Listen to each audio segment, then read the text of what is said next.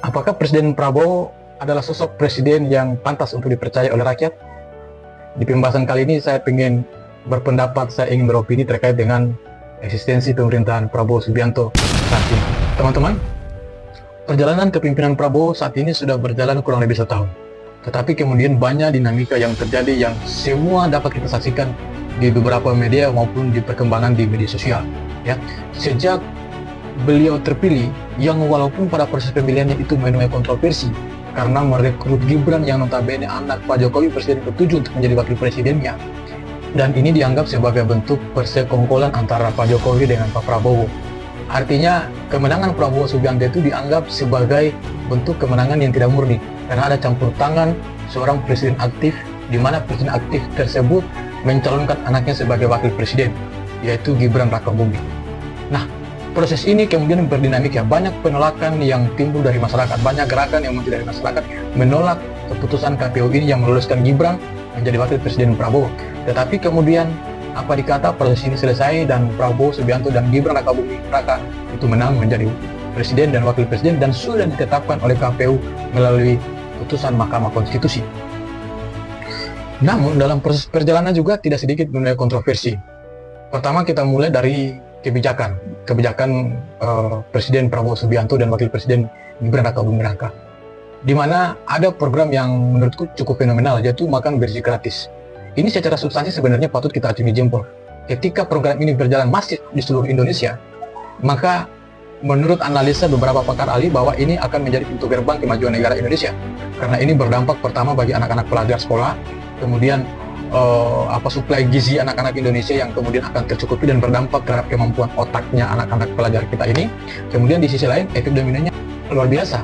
Coba bayangkan ada berapa puluh juta anak-anak Indonesia yang diberi makan tiap hari dengan suplai gizi, misalnya ada sayur, ada tahu, ada tempe, ada ikan, ada telur, ada beras. Bayangkan ada berapa ratus ribu ekor daging ayam nanti yang akan disiapkan dalam setiap hari seluruh Indonesia. Bayangkan ada berapa ton beras, bayangkan ada berapa luas lahan sayur-sayuran nanti yang akan tumbuh. Artinya bisa diprediksi nanti boleh dibilang semua lahan-lahan tidur yang selama ini ada di seluruh Indonesia akan bisa bergerak kembali dan akan ditanami untuk memenuhi kebutuhan logistik makan bergizi gratis ini. Dan di semua sektor kemudian akan tumbuh. Artinya para pengangguran yang selama ini bingung mau kerja apa bisa pulang kampung untuk mengelola lahannya. Para ibu-ibu yang selama ini cukup pas-pasan itu bisa membuka kebun-kebun sayur di kebun halaman rumahnya. Efek dominannya begitu luar biasa. Nah, apa yang terjadi? Indonesia akan terjadi swasembada pangan. Stok cadangan pangan negara Indonesia akan tumbuh dan berkembang. Nah, menurut para pakar, salah satu negara yang maju adalah ketika di dalam negaranya sendiri stok produksi makanan itu tercukupi.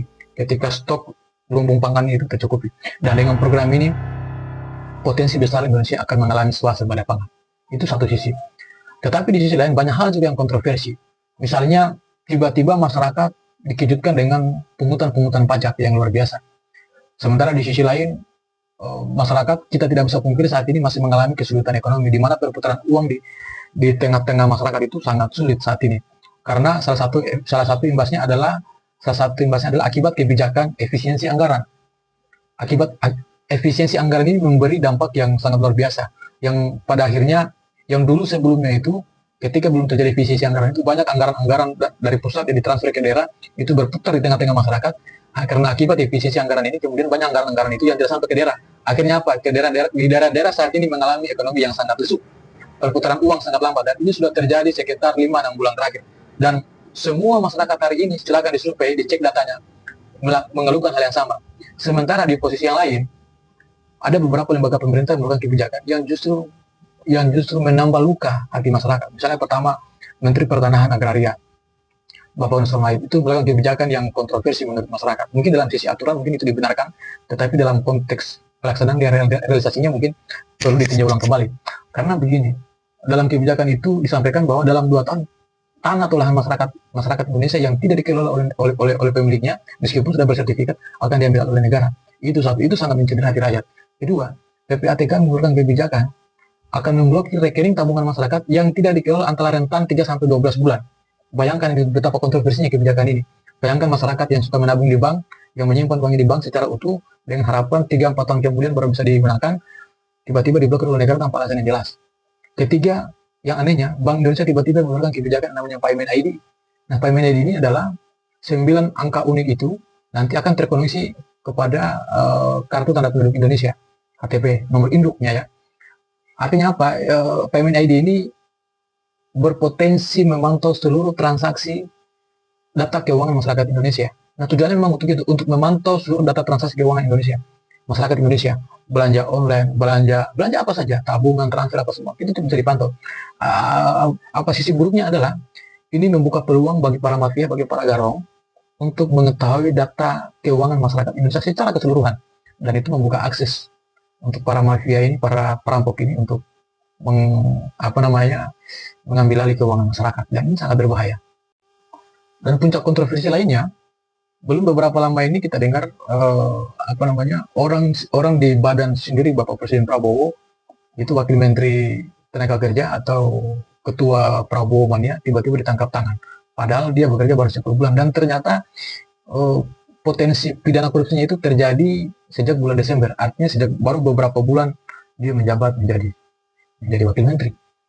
Nah, ini sangat miris kontroversi ini. Artinya dalam satu tahun kepemimpinan Prabowo menuai banyak kontroversi seperti ini.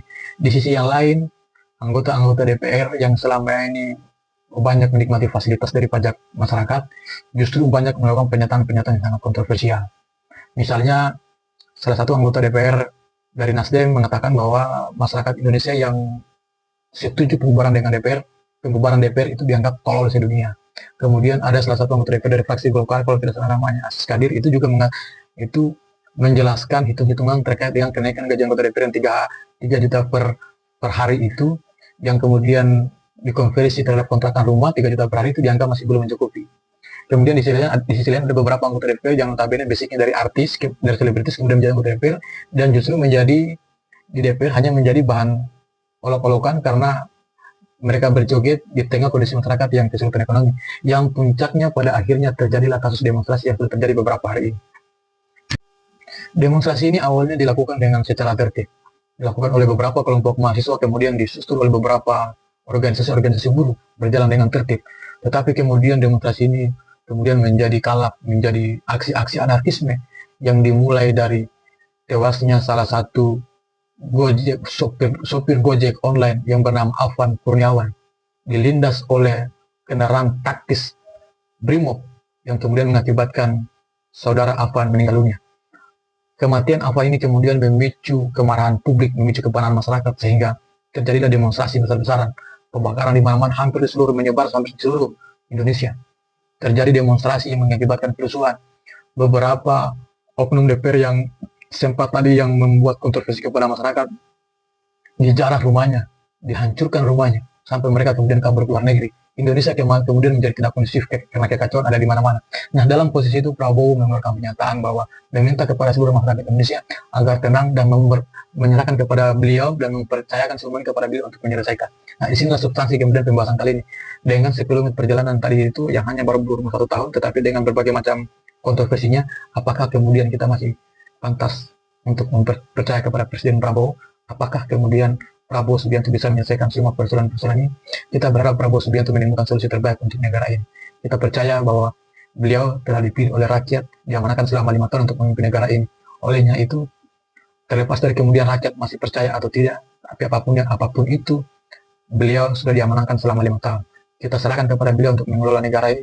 Semoga Bapak Prabowo Subianto bisa memahami substansi apa yang dirasakan rakyat. Oke, terakhir Pak Prabowo, pesan kami, Bapak harus segera turun ke lapangan sekarang. Bapak jangan hanya menerima laporan-laporan di atas kertas yang hanya menyenangkan telinga Bapak, laporan-laporan yang baik-baik, tetapi ternyata substansinya di tengah-tengah masyarakat itu penuh dengan gejolak, penuh dengan kemarahan. Bapak harus turun. Bapak harus bergabung dengan rakyat. Bapak harus mendengarkan jerit hati nurani rakyat. Bapak harus merasakan dan mencium bau keringat rakyat. Dengan cara begitu, Bapak akan memahami apa yang dirasakan oleh rakyat Bapak sesungguhnya. Selamat Pak Prabowo, semoga Bapak bisa menjalankan pemerintahan dengan baik. Bagi teman-teman yang mendengar ini, silakan tulis di kolom komentar apakah kalian setuju atau tidak, atau kalian punya pendapat lain. Silakan ramaikan di kolom komentar. Jangan lupa like, jangan lupa komen, jangan lupa subscribe.